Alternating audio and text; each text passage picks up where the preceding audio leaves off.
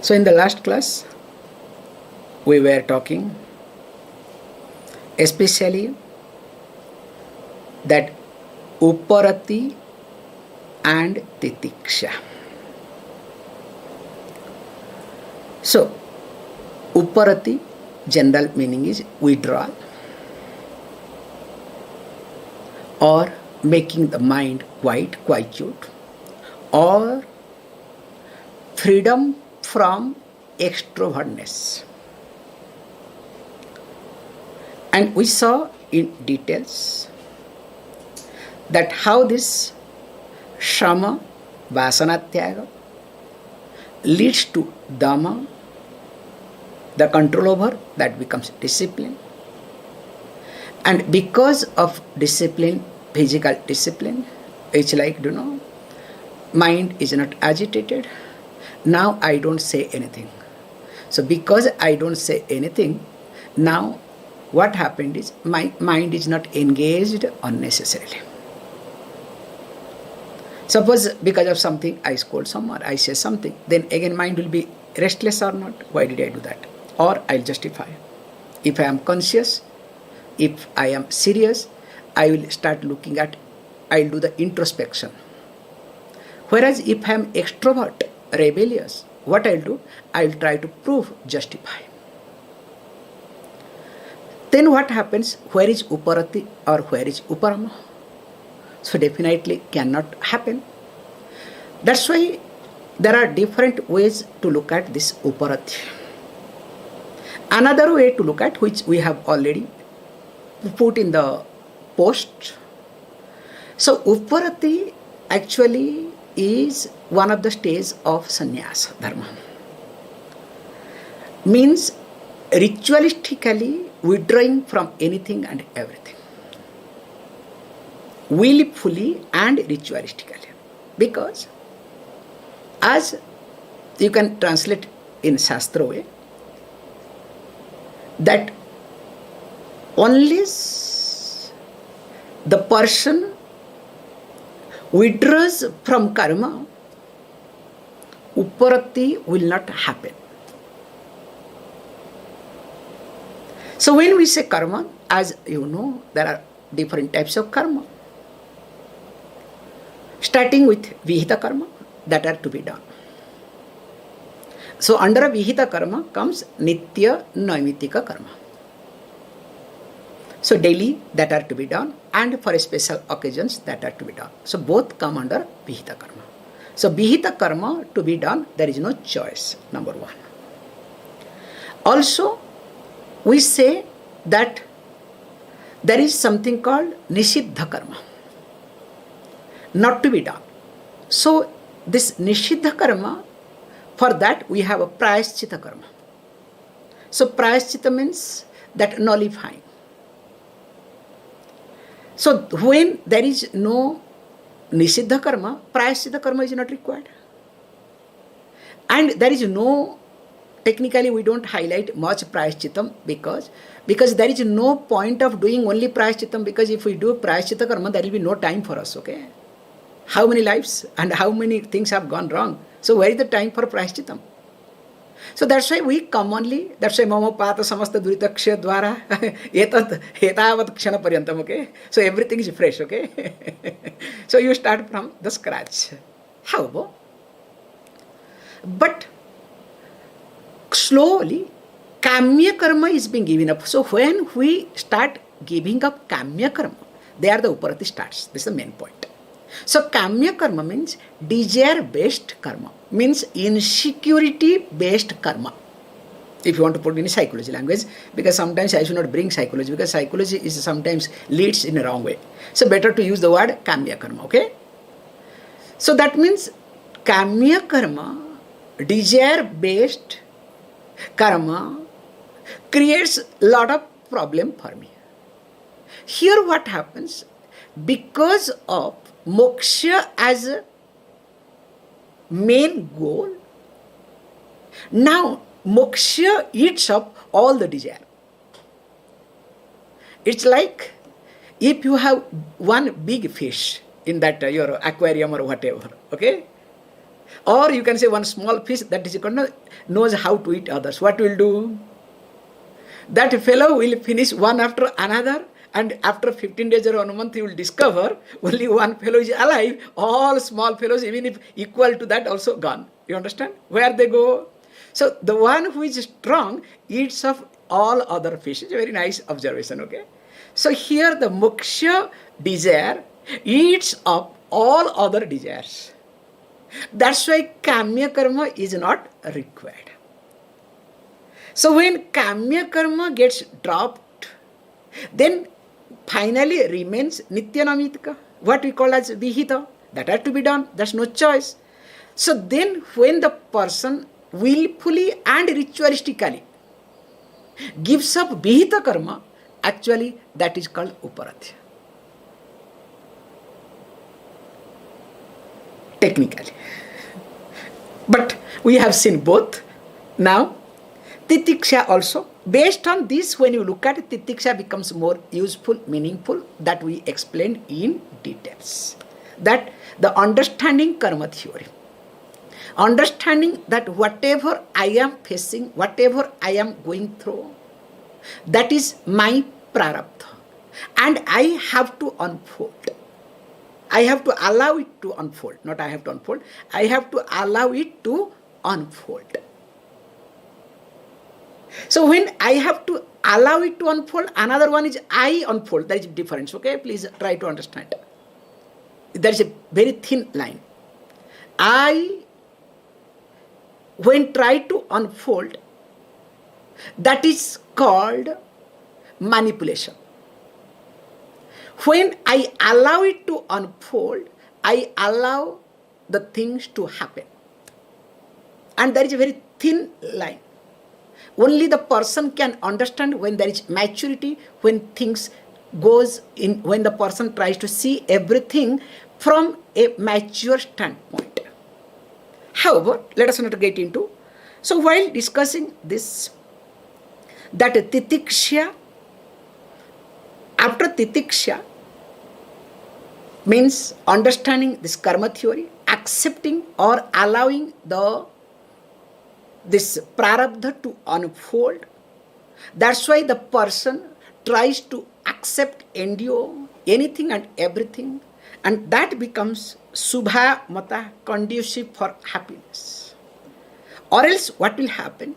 For anything and everything, there will be only complaint. Like present day, especially in India, now so much heat you cannot think of. So you can complain. Then rain comes, after rain also you complain. So there are people, in rainy season they complain, in winter they complain, in summer complain, in autumn also they complain, only complain, okay? So what to tell them, okay? So they are sometimes, in a family, when you see somebody is complaining, they say, just they hold the head, oh God. But you cannot do anything, and everybody avoids. That's why I have personally seen, when people start avoiding us, that means we are lacking in titiksha. It's a very serious point to note. When people starts avoiding, what in psychological language they say, when you feel that you are rejected, dejected, that means it is lack of titiksha. However, again, let us not get into, because if I keep talking, then we'll end up in some other place, okay?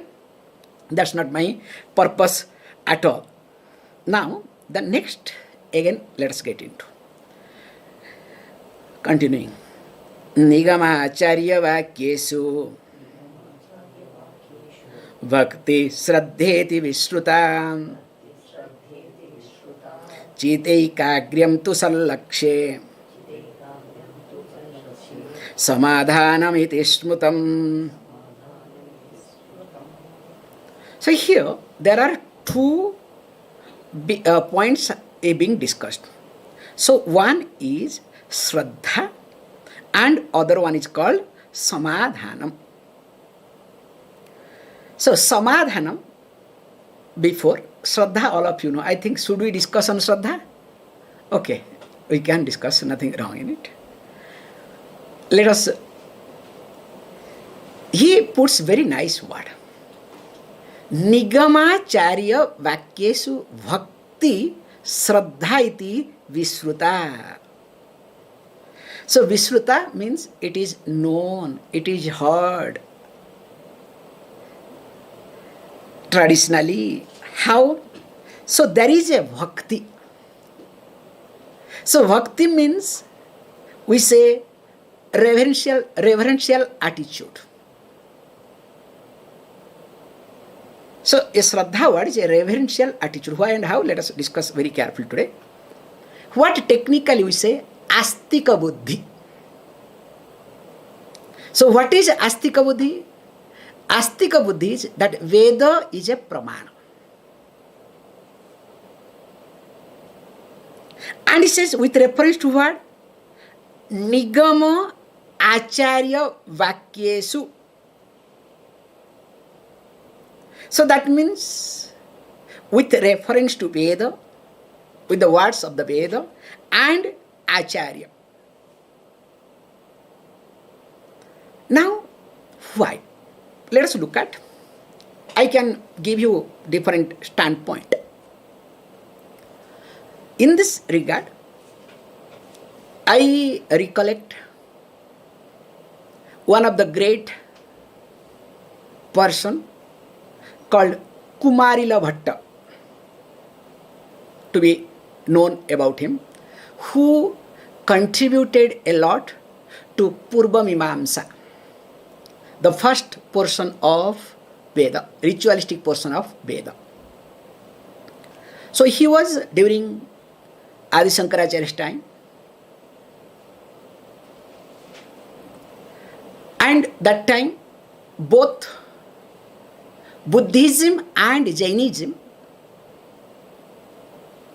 was in a very good shape, you can say, and they were destroying Vedic culture and Veda.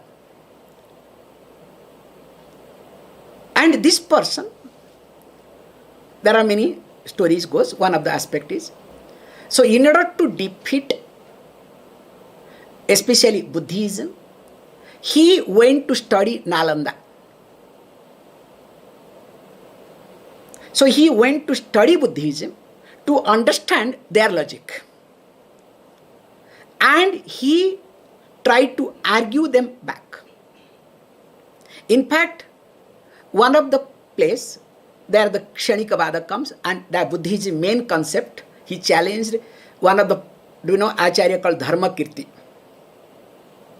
So the Dharmakirti was teaching wrongly that how, that we called, you know, there is one group of Buddhism called Sautantra group. So they called, we technically call as a Kshanikavada.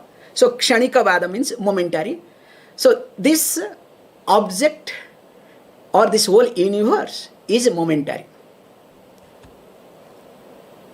Because you have to understand, because it's very fascinating, okay? That's why unless you have Shastra Jnana properly, you will not understand anything. And you will think, oh, present day, whatever people talk, yes, Swami is perfect. This is called momentarily. The whole universe is momentary. What does it mean? Now, at this moment, it exists. Again, it does not exist. That's why the whole universe has come from non-existence. So existence, non-existence, existence. Can you see this point? So that is one of the most important thing. This Buddhism, they do, which this Kumarila Bhatta deputed. So when he started deputing, no, it is not right, and he argued back. And these people got so angry. What they did is, they forcefully took him to the top of the tower of Nalanda. And from there, they pushed him so that he should die. This is called Buddhism, okay? All these are recorded. And when he was being forced somebody to all the students and all these people, all these, let us say, scholars and everybody took him top and pushed him. That time, this is the point I would like to say. So he used word, if Veda is a pramana, if Veda is a pramana, I would not die. And of course, from the top tower, he was pushed down. And in the process, he lost one eye. He was alive, but he lost his eye. When he lost one eye, and of course, he was so angry. He said, look, I worked to protect Veda as a mother. So is it not the job of Veda to protect me? When these people pushed me down? And of course, later on, other thing comes. In fact, Mandana Mishra and other people come into the fourfold. They say, look, what was the point to say there? Because Mandana Mishra happens to be the disciple of Kumarila Bhatta. Okay, that's another logic, another lineage.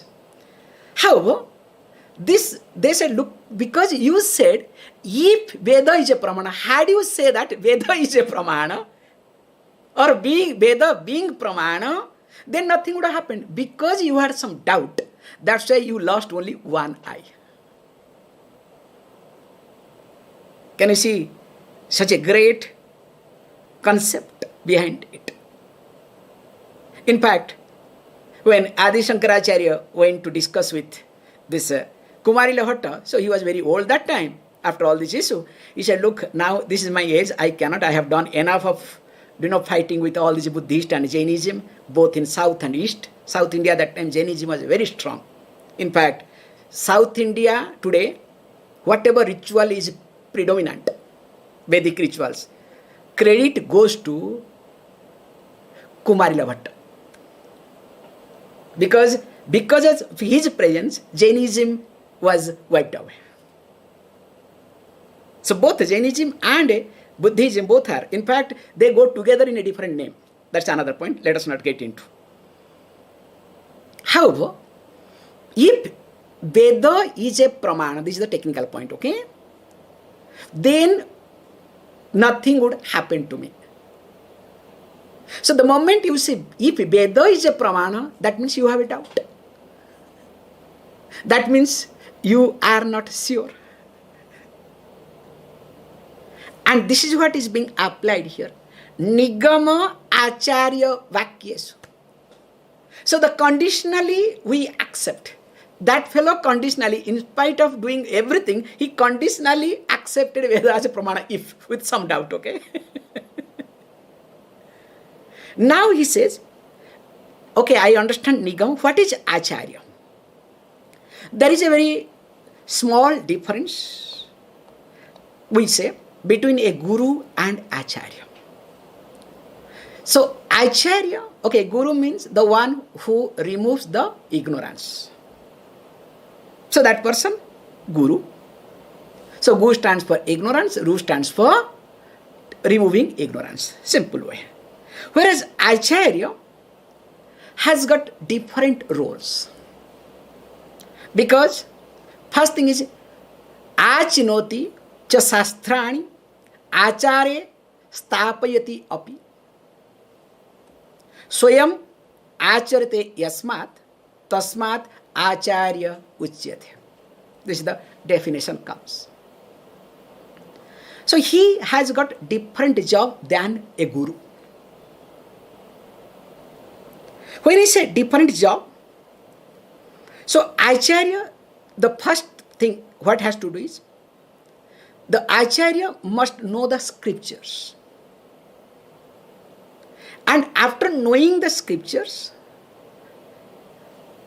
after assimilating the scriptures, now he will be teaching what is relevant to the student, not what student wants. So that means Shastra will talk different type of sadhanas.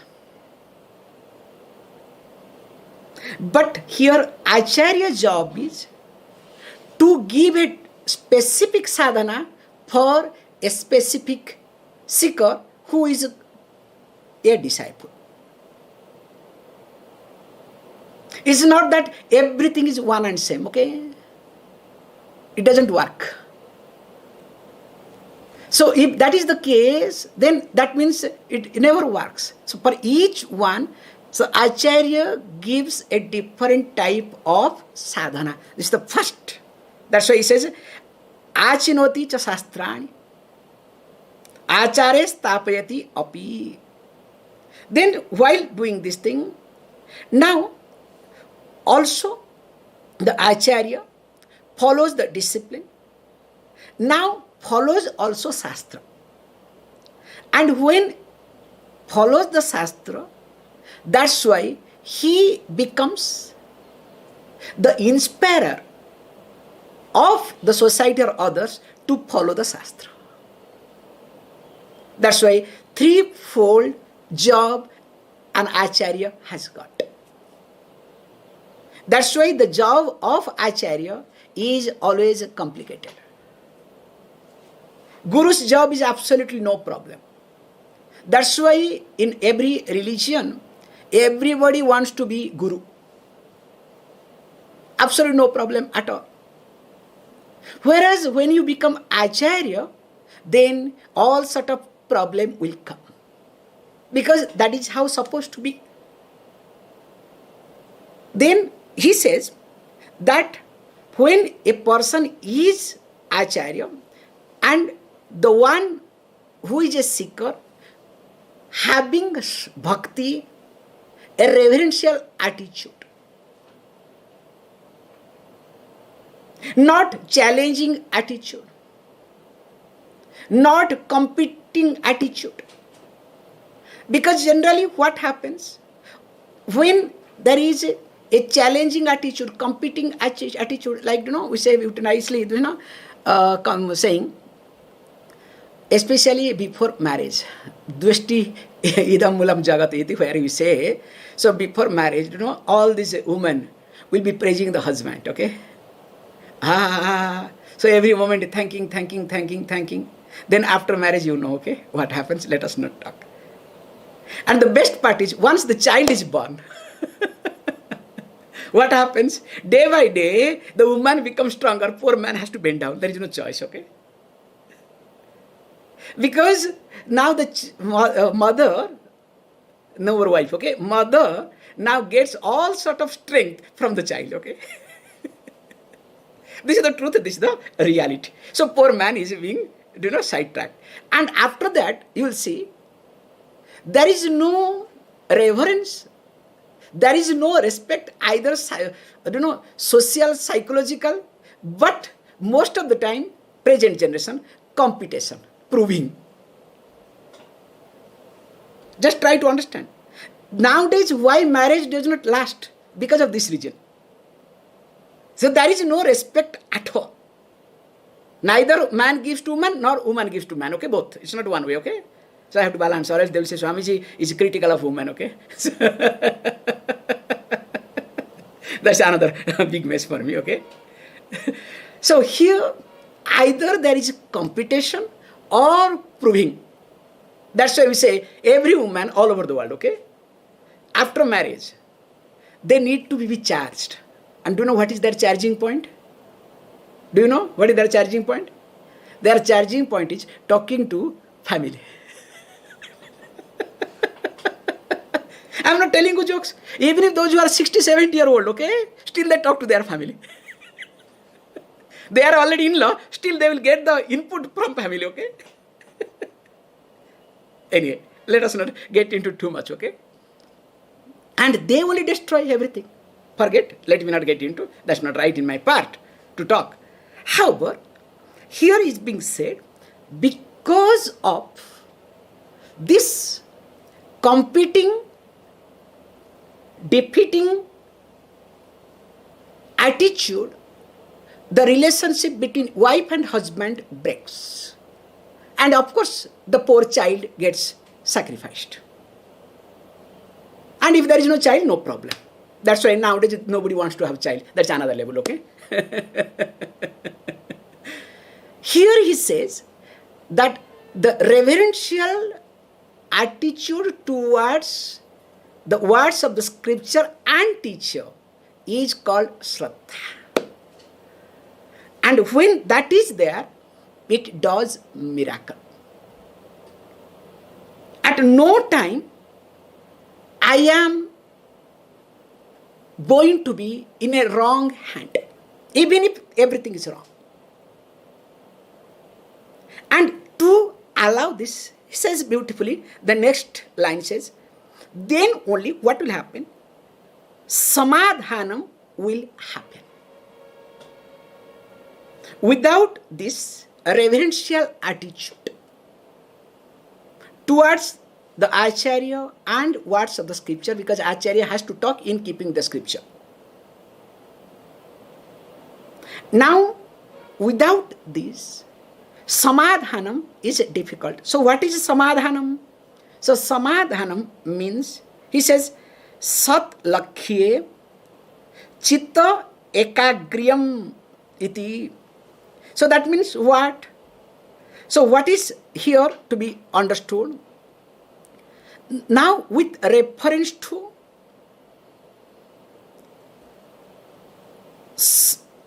sallakṣye, so keeping the sat as lakshya. So what is sat? Sat vastu iti. So that means the person always keeps the truth as the point. That's why making them concentrate on truth.